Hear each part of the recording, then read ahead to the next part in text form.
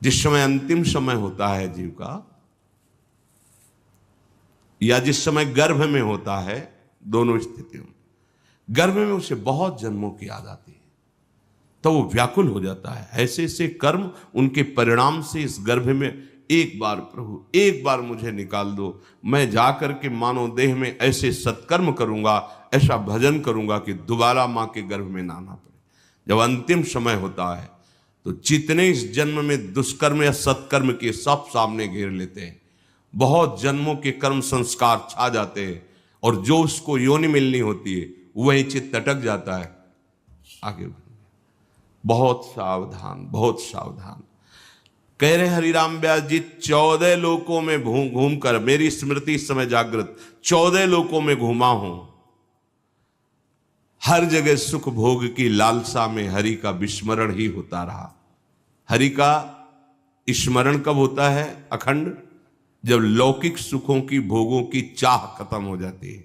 होगी कैसे? भगवान नाम जप से। हरि का विस्मरण कब होता है? जब किसी भी भोग में महत्व करके भोग रहे होगे, उस समय हरि, और अगर हरि स्मरण है तो उसमें सुख नहीं मिल सकता, क्योंकि सत्य प्रकाश तुम्हारे साथ है। इसीलिए बड़े भाग्यशाली जन हैं जो रात दिन नाम का पहरा बैठा लिए हैं।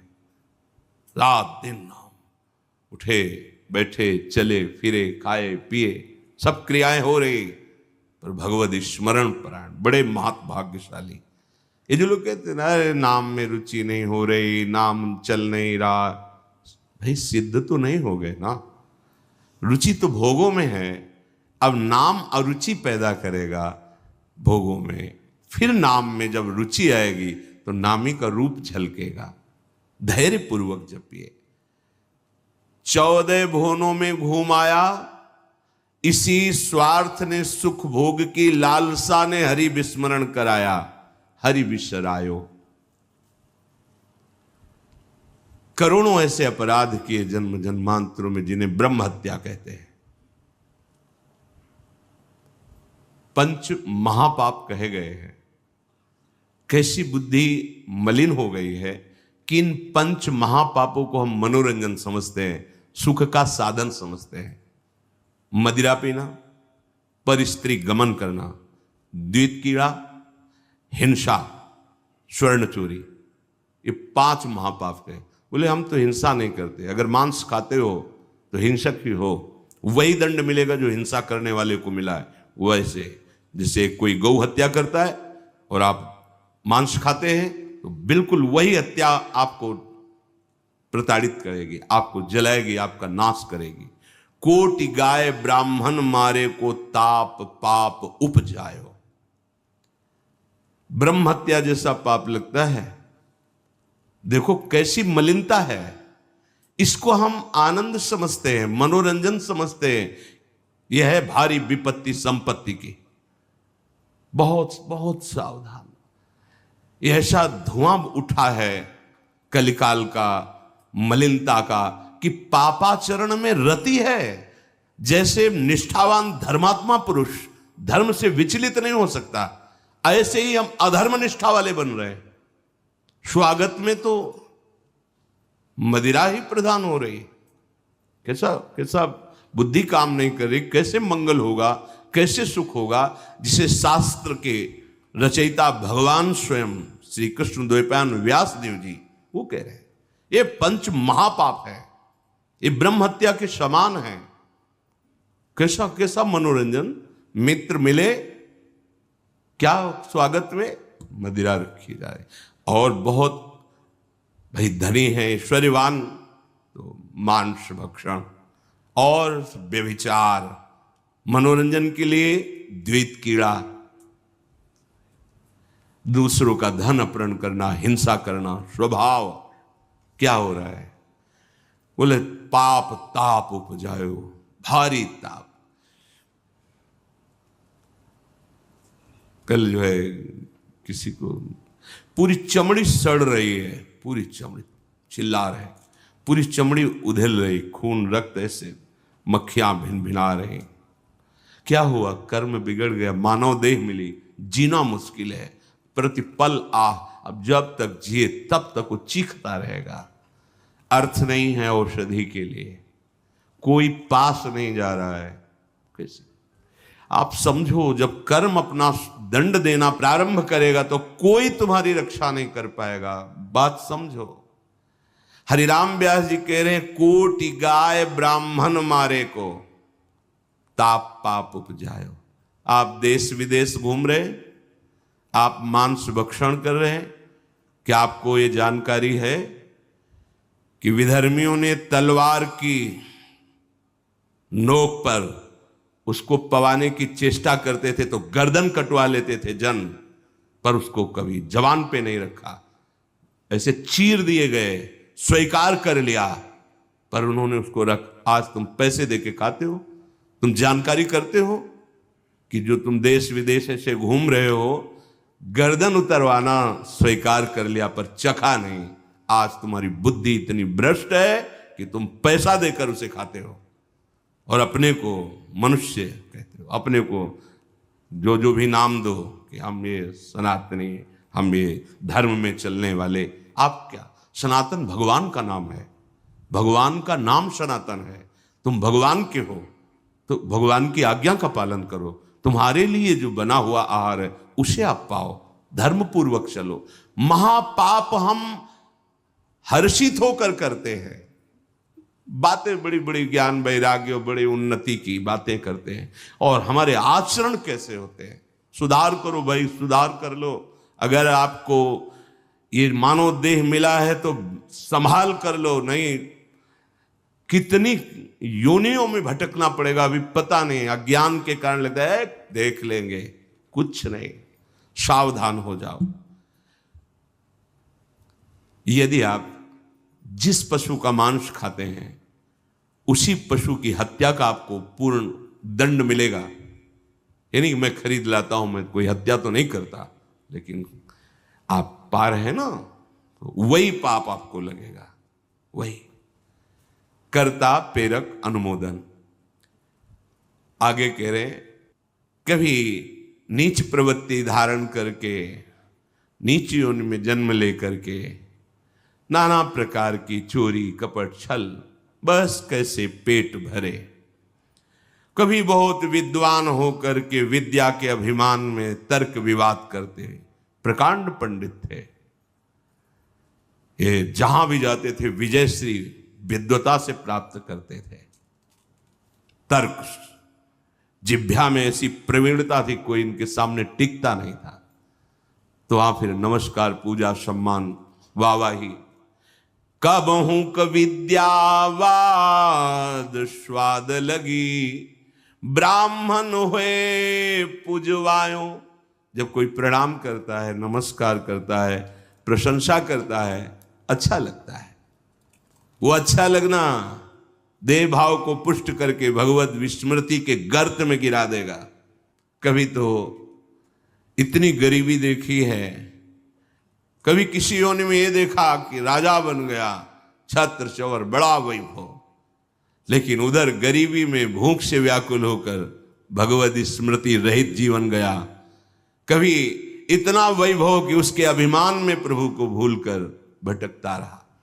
ये ऐसी माया है कि जो जहां है उसी में आसक्त है। महाभारत में प्रसंग आता है, भगवान व्यास देव जी जा रहे थे तो एक नाली का कीड़ा निकलकर बड़ी तीव्र गति से मार्ग को लांघ रहा था। वह भाई इतनी रफ्तार से आप जा रहे हो, क्यों, क्या पीड़ा है तुम्हें? वो बोले उस साइड की नाली में मुझे जाना है और भयभीत हूं। क्यों भयभीत? तुम्हें गाड़ी की आवाज नहीं सुनाई दे रही? बैलगाड़ी आ रही, वो हमारे ऊपर चढ़ेगी तो मैं मर जाऊंगा। भगवान व्यासदेव जी सर्वभाषाओं का ज्ञान रखने वाले, उन्होंने कहा तुम्हें इस कीड़े शरीर से इतना प्यार है? अरे ये शरीर नष्ट होगा तो दूसरा शरीर मिल जाएगा। बोले आपको जो व्यास शरीर प्रिय है ना, ये उतना ही हमें ये कीड़े का शरीर प्रिय है। भगवान व्यासदेव जी ने कहा बड़ी भगवान की विचित्र माया है, अब हम तुम्हारा परम कल्याण तुम एक बार मेरे कहने से रुक जाओ। अभी शरीर छूटेगा, और तुम सुख को प्राप्त होगे। तुम्हें दुख नहीं मिलेगा शरीर छूटने के समय। स्तब्ध किया उसको, ओ गाड़ी आई कुचल के मन। उसका फिर चतुर्वर्ण में जन्म हुआ मनुष्य योनि में। वो जब नवयुवक हुआ तो अपने इन्हीं सब कार्यों में, जो चतुर्वर्ण के कार्य, उसी में मगन गए भगवान व्यास देव जी। बड़ा बड़ा प्रसंग है, मुझसे छोटा करके। भाई तुम कौन हो? अपना परिचय। मैं अमुक हूं। नहीं नहीं, तुम्हें याद है? अब स्मृति जागृत हुई। हाँ, मैं वही कीड़ा हूं जो आपसे। तो देखो तुम फंस गए ना फिर यहां। जैसे तुम्हें कीड़े का शरीर प्रिय था, ऐसे तुम ये इस शरीर में। नहीं नहीं, इसको भी छोड़ो। भगवान व्यासदेव जी ने वो शरीर छुड़वाया। क्रम से वो प्रथम वर्ण में जब उस ऐसे राजा बना, तृतीय वर्ण, ओ चंवर डुलाए। तुम्हें याद है? हर वर्ण में उसका जन्म हुआ क्रम से। तुम्हें याद है? हाँ, मैं चक्रवर्ती राजा हूं, मेरा है वैभव, मुझे स्मृति। नहीं नहीं, तब पूर्व, हाँ मैं नाली कीड़ा था, मैं ये समझो। भगवत स्मृति धारण करो, इस पे राग मत करो। वहां त्याग करा है। जब प्रथम वर्ण में जन्मा, वो अपने कार्य में विद्वान होकर ऐसे उपरोहिता। फिर भगवान व्यास जी, तुम्हें याद है? शास्त्र याद है? ये सब नहीं, पूर्व स्मृति याद है? पूरी याद कर। हाँ भगवान, अब एकांत वन सेवन कर, और मैं जो ब्रह्म विद्या का उपदेश कर रहा हूं उसको धारण कर, तो परम पद को प्राप्त होगा। उसमें दिखाया कि जिस शरीर में जीव जाता है उसी को ऐसा मानता है ये मेरा है, और मानो पहली बार मैं इस सृष्टि में आया हूं, सब भूल जाता है। और जो उसके सामने परिवार, भोग, उसी में आसक्त होकर उसी का चिंतन करके, ये बहुत काल से चल रहा है। जब भगवत प्रताप से स्मृति जागृत हुई तो कह रहे हरिराम व्यास जी कि कभी मैं नीच वर्ण में जन्मा तो नाना प्रकार के नीच कर्म करता रहा, कभी उच्च वर्ण में जन्मा तो बस यही वाद विवाद और तर्क प्रणाम नमस्कार, इसमें पूरा जीवन विस्मरण कर दिया हरि का। कभी मैं बहुत गरीब हुआ तो घर घर पेट पालने के लिए उनकी जूठन खाई। कभी सिंहासन पर बैठकर राजा हुआ, छत्र चंवर डुल रहे, भूल गया ऐश्वर्य में प्रभु को। कबहू का कंचन कामिनी लगी, रन दूल्हा विरद बुलायो। कबहू क विषयी विषयन कारण, घरि तज मूड मुड़ायो। ऐसे नाना धर्म कर्म करी, जन्म जन्म डहकायो। अब कै रसिक अनन्य व्यासहि, राधा रमण दिखायो।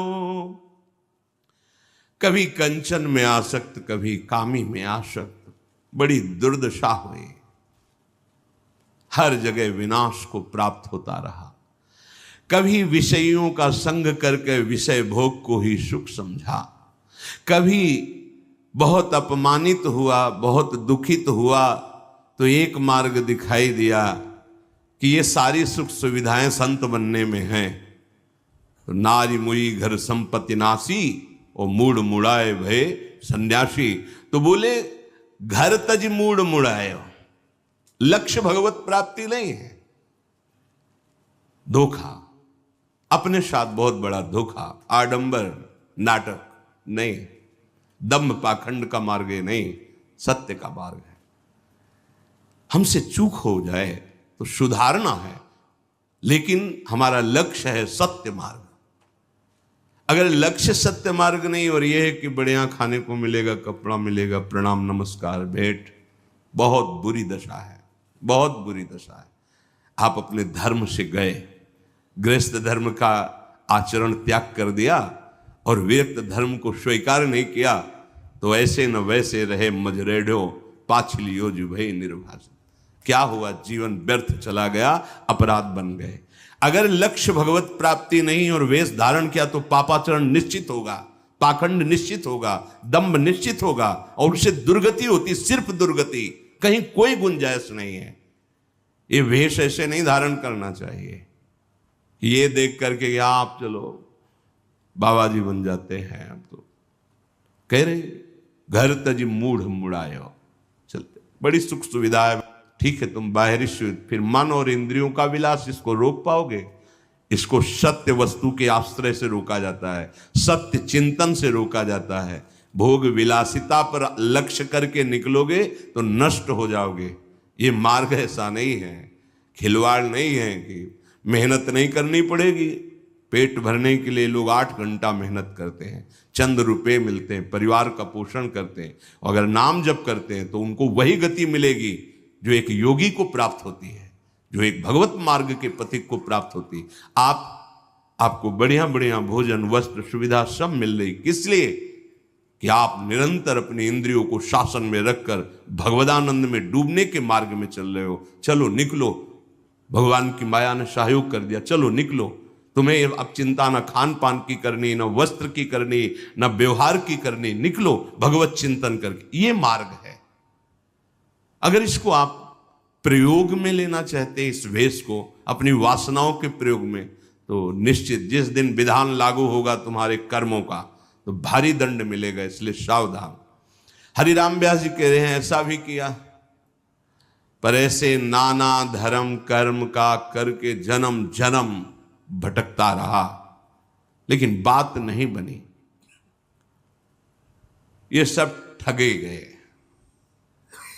हम ये जान ही नहीं पाए कि हमारा अंशी प्रभु श्री हरि है और उसका स्मरण करने से ही सब बात बनती है।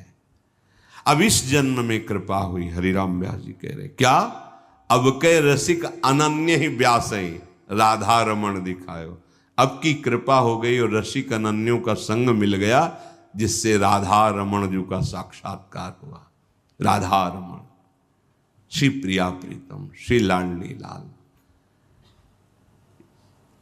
भगवान का नाम सर्व विजयी। अब तो कुछ समझ में नहीं आता, बस एक बात समझ में आती है, ए भाई नाम जप लो जैसे बने।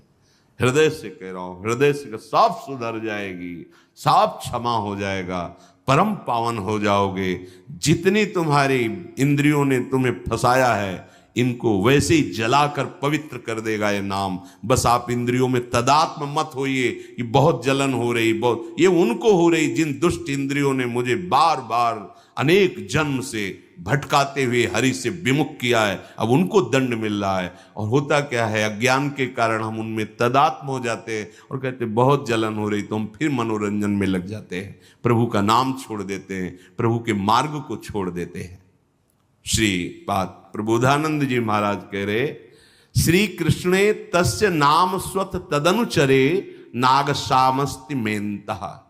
हे श्री कृष्ण, आपका नाम महान महिमा में परम सुख प्रदान करने वाला है, पर मैं उसको भी नहीं जप पा रहा हूं। देखो, जैसे तुम बंधन में पड़े हो दुश्मनों की, तो वो शांत हैं लगभग, और जहां देखा है बंधन छुड़ाने की चेष्टा, टूट पड़ेंगे ऊपर।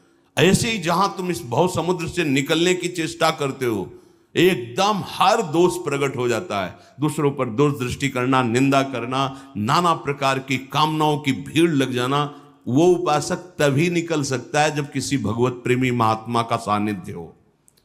क्योंकि इन सब प्रपंचों को दबाने के लिए सत्संग बहुत बड़ी सामर्थ्य है। रोज नया उत्साह, रोज नया बल, रोज नई उमंग जागृत करता है। तभी बिनु सत्संग न पावई प्राणी, बिना सत्संग के पर यही सर आवत अति कठिनाई, राम कृपा बिनुआई न जाई। देखो, जहां जहां भी सत्संग के शब्द मिल रहे हैं जिन जिन को, वो बड़े भाग्यशाली हैं। बस हमको संभालना है। ये भ्रमात्मक भ्रम पैदा करके जो क्रियाएं करवा रही माया, किसमें सुख है, इसमें सुख है, भगवत प्रसाद का आश्रय लो, इस भ्रम को मिटाओ, कहीं सुख नहीं है। ये अधर्माचरण और गंदा करता चला जाएगा हृदय को। श्रीमद वृंदावन त्वाश्रय मगति गतिम त्वकेलाम त्वयि सद्धि ही। हे वृंदावन धाम, मुझ निराधार के तो आप एकमात्र आधार हो। मैं बस एकमात्र आपकी शरण ले लिया है, आप मुझे आश्रय दीजिए। मैं एकमात्र आपकी शरण ले लिया। धाम बहुत कृपालु है, ये निश्चित कृपा करता है, निश्चित। पर ये किम कुर्याम कुत्रयायाम यदिवत भवेत तद भवत्वेव कामम। मैं क्या करूं, कहां जाऊं, ये सब छोड़ दिया है। अब क्या करूं, कहां जाऊं, यद्यपि मैं ऐसा हूं, त्यक्ता सर्वोपि धर्मो हरिहरि न मन्यक त्यक्तमेकम विकर्म। मैं ऐसा धर्मी हूं कि सब धर्म ने मेरा त्याग कर दिया है, एक भी पापाचरण में त्याग नहीं कर पाया हूं। ना श्री कृष्ण का नाम जप पा रहा हूं और ना श्री कृष्ण के दासों पर निर्दोष भाव कर पा रहा हूं। यद्यपि मैं ऐसा हूं, पर मैंने आपका आश्रय ले लिया वृंदावन धाम। अब मैं ये भी छोड़ रहा हूं कि मुझे क्या करना चाहिए, क्या नहीं करना चाहिए, क्या करूं, कहां जाऊं। अब आपकी शरण में हूं, अब आप संभाल लेना, बस संभाल लेगा। इस शरणागति का बहुत बड़ा प्रभाव है। धाम संभाल लेगा, सत्संग दिलाकर, प्रिया प्रीतम के नाम में रुचि कराकर प्रिया प्रीतम की प्राप्ति। सावधान होकर के शास्त्र सम्मत कर्म करो। कई बार सत्संग में कह चुके हैं, ये भूल मत करना कि पाप करके हम गंगा नहा लेंगे जाके। गंगा नहाओगे उसका अलग फल होगा, पाप की उसका अलग होगा। हम हिंसा करके कुछ पैसा साधुओं को दे देते हैं तो डबल पाप लगेगा। हिंसा का पाप, साधु की बुद्धि भ्रष्ट करने का पाप, स्वयं तो धर्म रहित और उसको भी धर्म रहित करने का तुम्हें पाप लगेगा। पुण्य का तो कहीं सवाल ही नहीं। पाप से किसी का पुण्य बनता है क्या? ये भूल छोड़ दो। जहां ऐसा उपदेश होता हो कि ब्लैक को व्हाइट कर दिया जाता है तो अलग कोई संस्थान होंगे। हमारे धर्मशास्त्र कभी ऐसा नहीं कहते कि पाप का फल पुण्य होता। कभी कीचड़ से हाथ धोने से हाथ पवित्र हो जाते हैं क्या? कोई पापाचरण करके, निषिद्ध कर्म करके कहीं ऐसा हो सकता है क्या? बोले अपराध बन गया, पाप बन गया, बोले चलो वृंदावन साधुओं का भंडारा कर देना, होश में रहना। वहां तो वो पाप बना, यहां आके साधुओं की बुद्धि भ्रष्ट करने का पाप बना। इसको कहां निपटाओगे? ये जो संत महात्माओं के लिए तुम पाप करके जो अपनी पाप की निवृत्ति के लिए, पाप बोझा धोने के लिए संतों को तुम देने आए, उसका पाप कौन भोगेगा? ऐसे नहीं है कि दान वही माना जाता है जो धर्म के द्वारा कमाया गया और फिर उसे किसी संत सेवा में लगाया जाए, वो दान माना। इसे दान नहीं कहते, इसे अपराध कहते, इसे पाप प्रवृत्ति कहते। लोगों को भ्रम में डाला जाता है, तुम कुछ भी करो, हाँ संत सेवा कर दो, ये कर दो, तुम निष्पाप हो, भूल में मत रहना। ऐसे है, इधर जो शुभ करोगे वो उसका हिसाब, अशुभ करोगे उसका हिसाब। और कोई ये भूल ना सोचे कि हम मनमानी आचरण करके, धर्म विरुद्ध आचरण करके ठाकुर जी को भोग लगा देंगे, ठाकुर जी माफ कर देंगे। ठाकुर जी भोग के लिए नहीं बैठे हुए, वो कह रहे मेरी आज्ञा का पालन करो। तस्मात् शास्त्रम प्रमाणम ते कार्या कार्यो व्यवस्थित। भगवान आदेश कर, उनकी आज्ञा को उल्लंघन करो, उनको हलवा पूड़ी से तुम राजी करना चाहो, कदापि नहीं। भगवान कह रहे नियतम कुरु कर्म। कितना घृणित पाप करवा देता है मन, कैसे कैसे दुष्कर्म करवा रहा है। देख लो आप, हृदय में देखो, प्रभु के जब शरण में नहीं होते हो, प्रभु का सुमिरन नहीं करते होते हो, तो कैसे कैसे पाप करवाता रहता है। अपने ही द्वारा सुरक्षित जनों को वो शोषण करता है, ऐसे घृणित पाप करता है जिनका कहीं भी क्षमा शब्द नहीं उसके लिए, ऐसे पाप कर देता। उनकी क्या व्याख्या करें? इसलिए निषिद्ध कर्म भूल के मत करना, नहीं केवल केवल भोगना होगा, तड़पना होगा, कोई उपाय बचने का नहीं होता है। हे अर्जुन, तुम्हें शास्त्र विधि से ही कर्म करना चाहिए, अत्यंत आवश्यक है। सबको स्वाध्याय करना, चाहे कोई भी हो। जब तक संतवाणी का श्रवण, शास्त्रों का स्वाध्याय नहीं करता, तो उसमें वो ज्ञान जागृत नहीं होता कि मुझे क्या करना चाहिए क्या नहीं करना चाहिए। पशुओं जैसा जीवन लोगों का होता जा रहा है। ये देख रहे हैं कि कितना प्रचंड समय आगे आता चला जा रहा है। आप देख लो, आप धर्म को छोड़ रहे हो तो धर्म तुम्हारी सुविधाओं को रौंद रहा है। आज वृंदावन में आप परिक्रमा लगाएं, प्यासे हो तो जेब में पैसा हो तो प्यास बुझा सकते हैं, नहीं पानी नहीं है, ना कोई कुआं है, ना कोई ऐसी हैंडपैप आदि की सुविधाएं रह गई कि आप पानी पी सकें।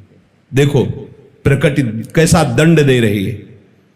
आप धर्म के साथ खिलवाड़ कर रहे हैं। अरे क्या है शास्त्र, तो आप देखो, आप प्रकृति के साथ खिलवाड़ कर रहे तो प्रकृति आपके साथ कैसा दंड विधान कर रही। आप लताओं को, वृक्षों को नाश कर रहे हैं तो आप रोगों से घिरते चले जा रहे हैं, क्योंकि यही लताएं, वृक्ष सुंदर ऑक्सीजन प्रकट करके कार्बन डाइऑक्साइड को सोख करके आपको वो वायु देते हैं जिससे आप स्वस्थ रह सके। वृक्षों को काट दिया, देखो कैसी दूषित वायु होती जा रही।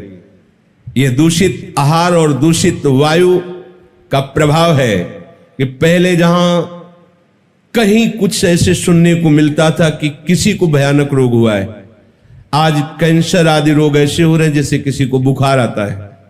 क्यों? आप धर्म से नहीं चल रहे, तो प्रकृति आपको दंड देना प्रारंभ कर रही। आप किसी को नहीं मान रहे। गौ सेवा, देव सेवा, गुरु सेवा, संत सेवा, जन समाज सेवा, तो वर्षा वाटर लेवल खत्म होता चला जा रहा है। आप देखो प्रगट में देखो, 15 हाथ की रस्सी से बहुत शीतल कुएं से जल निकाला जाता था और 500 लोगों का मोहल्ला एक कुएं से पूरा का पूरा परिवार का पोषण सब उसी जल से होता। आज 110 फीट, 180 फीट बढ़ता चला जा रहा है वाटर लेवल। क्यों? कौन हवन कर रहा है? कौन यज्ञ कर रहा है? कौन त्रिकाल संध्या कर रहा है? कौन धर्म से चलना चाहता है? केवल सुख भोगना चाहते हो? प्रकृति दंड देगी, दे रही। हर वो वस्तु जो हमारे प्रयोग में आने वाली है, तुम्हारी बुद्धि को दूषित करके उसको दूषित किया जा रहा है। तुम्हारे ही परिवार के जन उसी दूषित एक दूसरे के, दूध वाला सोचता है कि मैं दूध में मिलावट करके धन कमाऊंगा, परिवार सुखी रहेगा। वो दूसरे परिवारों को मिलावट, वो दूसरा दूसरी वस्तु में मिलावट करके तुम्हारे परिवार को भेज रहा है। जब शरीर स्वस्थ नहीं, बुद्धि स्वस्थ नहीं, तो परमार्थ क्या है तुम स्वार्थ भी नहीं समझ पाओगे। पशुओं जैसी रहनी। भगवान भुवन भास्कर के उदय होने के पहले जो शैया का त्याग करके, स्नान आदि करके, अर्घदान आदि के द्वारा शैया का त्याग ही नहीं हो रहा। 8 बजे 9 बजे लोग उठ रहे हैं, सुख भोगना चाहते हैं।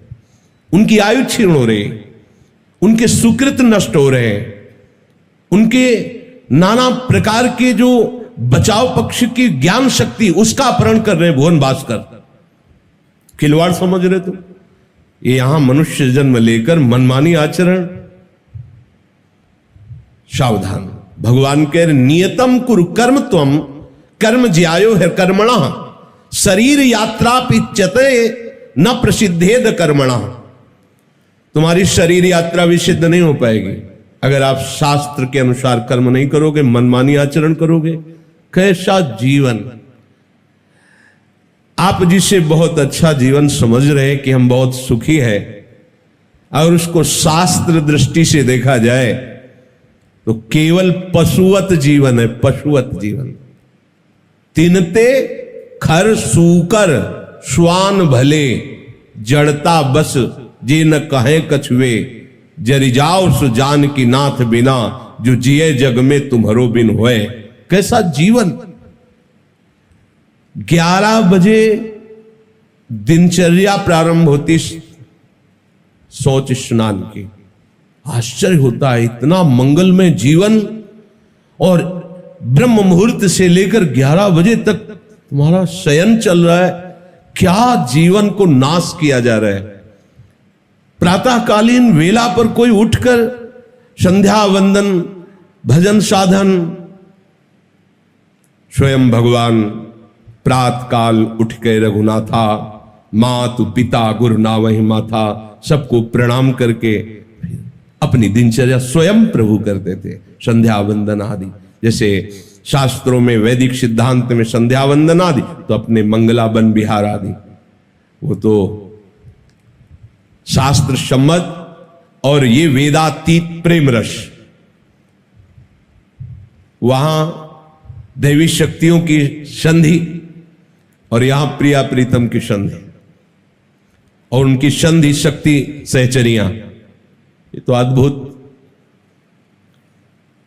अगर आप शास्त्र सम्मत कर्म नहीं करते, कैसा जीवन होता है। मतलब एक भय लगता है, सामर्थ्य नहीं। 18-20 वर्ष की अवस्था है, ब्लड प्रेशर हाई लो। 25-30 वर्ष की अवस्था 400 शुगर, 500 शुगर। क्या जीवन रह गया है, ये क्यों हो रहा है। न देव आराधन है, न धर्म का पालन है, न शास्त्र स्वाध्याय है। जब शास्त्रीय स्वाध्याय नहीं, संत संग नहीं, तो आपको पता ही नहीं कि मुझे क्या करना चाहिए, क्या नहीं करना चाहिए। शास्त्रों में विहित तथा नियत 2 प्रकार के कर्मों की आज्ञा की गई है। विहित कर्म का तात्पर्य है सामान्य रूप से शास्त्रों में बताया हुआ आज्ञा रूप कर्म, जैसे व्रत करना, उपवास करना, संध्या बंदन। ये विहित कर्मों को संपूर्ण रूप से करना एक व्यक्ति के लिए कठिन है, परंतु निषिद्ध कर्मों का त्याग करना सबको अत्यंत आवश्यक है। निषिद्ध कर्म हम कैसे जानेंगे जब शास्त्रीय स्वाध्याय नहीं हो रहा। सुबह सुबह लोग मोबाइल का प्रयोग, जैसे टहल रहे, बात कर रहे, सुबह सुबह वो कैसा कैसा जाल फेंक रही माया, एक सेकंड भी अंतर्मुख नहीं होने दे रही। समय बर्बाद होता चला जा रहा है। बड़ा पश्चाताप होता है, कैसे जीवन नष्ट किया जा रहा है। अंदर जलन होती है, इतना सुंदर अवसर मिला है मुक्त होने का, कैसे। कोई भी भोजनालय ऐसा नहीं जहां हम पवित्रता और स्वच्छता से युक्त आहार कर सके।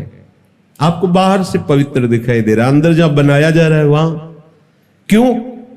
क्योंकि जब विचार पवित्र नहीं है तो आपका आचरण पवित्र कैसे हो सकता है। पशुता, विचार ही पवित्र नहीं है। विचार कैसे पवित्र होंगे जब तक प्रभु का भजन नहीं है, प्रभु का आश्रय नहीं है, कैसे हो जाएगा।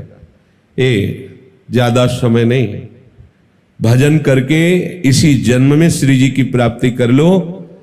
जैसे बचपन में कहा जाता था कि देख लेना आगे पानी बिकेगा, तो लगता था क्या बात करते, पानी कोई बिकने वाली चीज होती है।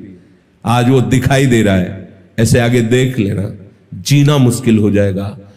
जैसे आज पानी बिक रहा है, ऐसे तुम ऑक्सीजन से जियोगे, तुम्हें शुद्ध वायु नहीं मिलेगी, शुद्ध भोजन नहीं मिलेगा, जियोगे कैसे। ये प्रकृति तुम्हें दंड देगी, जलाएगी, सब रसमयी चीजों को प्रकृति सोख लेगी। ऐसे वृक्ष नष्ट हो जाएंगे जिनमें रसमय, बलमय और जीवनी शक्ति छुपी हुई, सब गुप्त होते चले। आम के बगीचे बड़े बड़े सब सूख रहे हैं। क्या हो रहा है? आप समझते हैं कि हम मनमानी आचरण कर लेंगे और मौज से रह लेंगे। नहीं, ये प्रकृति आपको दंड दे देगी, प्रकृति आपको चैन से नहीं जीने देगी। अब किसी की समझ में क्या आएगा कि हमें शास्त्र के अनुसार चलना है, क्योंकि ऐसे ऐसे सीरियल दिखाए जाते हैं, क्योंकि जो नाटक दिखाया जाता है, नए बच्चे जो देखते हैं उसको ही सत्य मानते हैं। जो नाटक दिखा रहे हैं वो रोल कर रहे हैं, और जिनका वो रोल कर रहे हैं उनको पता ही नहीं है, उनको पता ही नहीं इस विषय का कि जो हम कर रहे हैं महात्माओं को जानना कोई साधारण बात है क्या? जब तक आप स्वयं महात्मा नहीं, तब तक आप महात्मा की स्थिति को नहीं जान सकते। बाहरी व्यवहार को देखकर आप अनुमान नहीं लगा सकते कि ये किस स्थिति का महात्मा है, जब तक आप आंतरिक स्थिति को नहीं पहुंचेंगे। शास्त्रों में जो महापुरुषों ने लिखा है, जब तक आपकी पवित्र बुद्धि नहीं होगी, तब तक आप उसे झूठा ही मानेंगे और आपसे सत्य कहते हैं। एक एक अक्षर सत्य है जब वो अनुभव में उतरता है, और जहां एक अक्षर की भी त्रुटि हुई है वहीं अनुभव में त्रुटि हो जाएगी। तब लगता है कि शास्त्र एक एक अक्षर सत्य कह रहा है। उसे स्वीकार करके ही चलने से परमानंद की अनुभूति होगी, जीवन सार्थक होगा। जो निषिद्ध कर्मों को करते रहते हैं उनकी बुद्धि मंद हो जाती है, निर्णय करने लायक नहीं रहती। क्या करना चाहिए, क्या नहीं करना चाहिए। जो हमारे द्वारा पोषित है, हमारे द्वारा सुरक्षित है, उन्हीं का हम शोषण करने लगते हैं। बुद्धि खराब हो गई। जैसे पशु आचरण करते हैं, उनको पता नहीं होता कि किसके साथ कैसा व्यवहार करना चाहिए। ऐसे जो निषिद्ध कर्म करता है उसकी बुद्धि पशुओं से भी नीचे गिर जाती है। उनकी तो एक समय सीमा बांधी गई है, पर मनुष्य की समय सीमा भी नहीं। वह अमर्यादित चेष्टाओं की हद करने लगता है, फिर दुर्गति में कसर नहीं रहती। एक दो बार अस्पताल घूमना चाहिए, जाकर के देखना चाहिए। कीक मची रहती है, किसी की टांग टूट गई, उसको किसी का ऑपरेशन, जो भर्ती हुए तो देखा है। ये क्या है? कर्मों का परिणाम है। इसलिए निषिद्ध कर्म से डरो। वो केवल अभी दंड नहीं देगा, आपकी बुद्धि को दूषित करके और ऐसे कर्म करवा देगा जो दुर्गति ही दुर्गति है। जो निषिद्ध कर्म का त्याग करता है, जैसे झूठ न बोलना, यह त्याग है। झूठ न बोलना। हमें लगता है कि इस पर तो अपने लोग ध्यान ही नहीं देते। झूठ को तो हम पाप ही नहीं समझ रहे। झूठ बराबर पाप नहीं है। साच बराबर तप नहीं, झूठ बराबर पाप। जाके हृदय साच है, ताके हृदय आप। ऐसा पहले स्कूल में दोहे आते थे। साच बराबर तप नहीं। हाँ, नहीं असत्य सम पातक पुंजा, गोस्वामी जी लिख रहे हैं। झूठ क्यों बोले? किस बात के लिए बोले? थोड़े से भय से बचने के लिए झूठ बोलकर बड़ा भय निमंत्रण दे रहे हैं। अगर हम सत्य बोल देंगे तो हमसे जो गलती हुई वो डांट लगेगी, उसका निराकरण हो जाएगा। पर थोड़े से भय से बचने के लिए हम झूठ बोल करके बड़े भय को निमंत्रण दे देते हैं। अपने लोग तो ऐसे झूठ बोल रहे हैं कि जहां भय का अवसर ही नहीं है, कोई बात ही नहीं है, फिर भी झूठ बोले जा रहे हैं। क्यों बोल रहे हो झूठ? अगर सत्संग सुनते हो, भगवत मार्ग में चलते हो, तो अब तुम्हें झूठ बोलने के लिए क्या जरूरत है? अगर कोई बात है जो नहीं बतानी है तो हम झूठ के बोले, नहीं बताएंगे आपको। नहीं बताना है, साफ बोल देते हैं ना, नहीं बताना है इसलिए नहीं बोलेंगे। डर किस बात का? हम झूठ क्यों बोले? वो राजी रहे या ना रहे, हम जिस मार्ग में चल रहे हैं उसकी रक्षा के लिए हमें आपको नहीं बताना है। झूठ बोलने की जरूरत क्या है? हमें आपसे नहीं मिलना है, झूठ बोलने की जरूरत क्या है? हाँ, जो किया तो अब चाहे दंड दीजिए, चाहे जैसा हमसे ऐसी गलती हो गई तो वहीं क्षमापन हो रहा है। अगर आपको दंड दिया जा रहा है फिर आप बच। एक बात है,